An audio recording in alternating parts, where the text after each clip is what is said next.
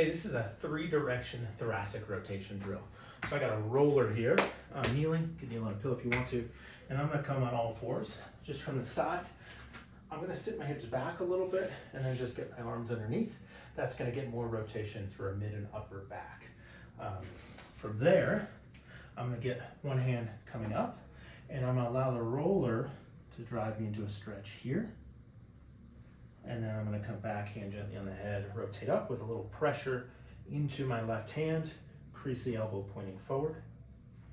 Coming up, palm to the ceiling, rotate, and up. That's direction number 1.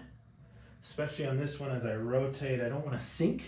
So I'm trying to imagine that I'm rotating around my spine without sinking. And that should maybe feel like a stretch in the obliques, side body, between the shoulder blades, head and neck are relaxed. That's direction 1.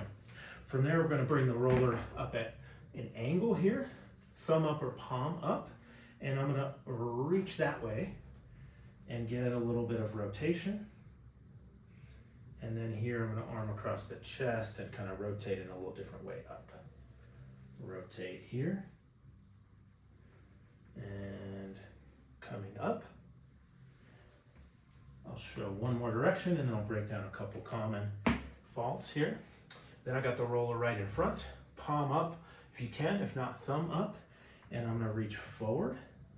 And I'm kind of reaching my hips back as I reach forward. And there's not a lot of weight in the roller. So this roller should go free and easy. And on this one, I wanna feel stretch maybe down here. And there's no second motion here, we're just going straight forward. Okay, those are our 3 directions. I'll be showing them again, a couple technique cues, but the idea here is we're trying to get thoracic rotation and scapular movement coming overhead. So on this first one, a lot of times, folks don't wanna feel like they're rolling forward, but to get one shoulder back, the other has to go forward. We want some free and easy rotation of the mid and upper back and shoulder blades. Oftentimes that's coming from our low back as we rotate, or our head and neck too much. A variety of things. A lot of folks get a little tight in the mid and upper back. So with this first one, the roller, nice and free and easy, not too much weight, helps to just facilitate this rotation. And if you feel it in your low back, just sit your hips back to your heels. You're not gonna go as far, but that isolates it to the mid and upper back. Main issue I see here is either too much weight in the roller, or people tend to go down and then they kind of crunch this arm against their body. So we want to have this arm relaxed, a little bit of space here, and then take a few deep breaths. As we come up, I'm making sure I'm not shrugging up, and I'm just getting a little bit of a turn here. You're not going to go as far.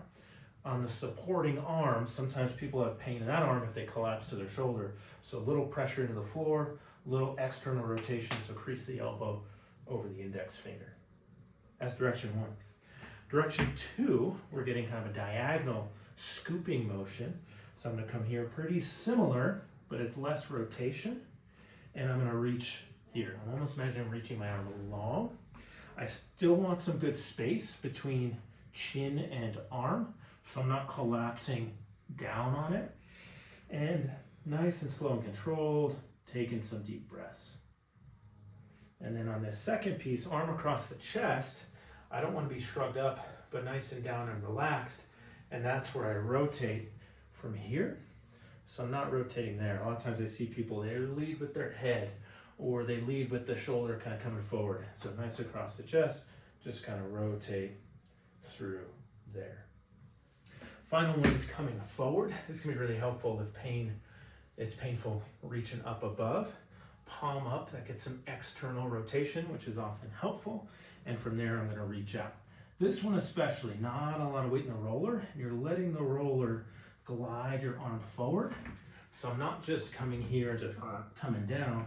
I'm letting this sweep forward, which is gonna help to get the shoulder blade moving. Should feel a nice stretch in this area. And if you have pain lifting up here, the hope is that you don't feel that pain or pressure as you come forward. Again, this is not diagnostic, so if this hurts, pause it, go see your healthcare provider. But as we reach forward, that can help to get some shoulder mobility.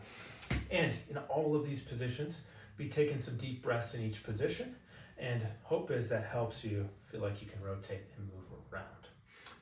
guess final thing, head and neck relaxed the whole time. We don't want to be tensing up too much through head and neck. A lot of times we can use these, if there's some neck discomfort, to get more motion below the neck.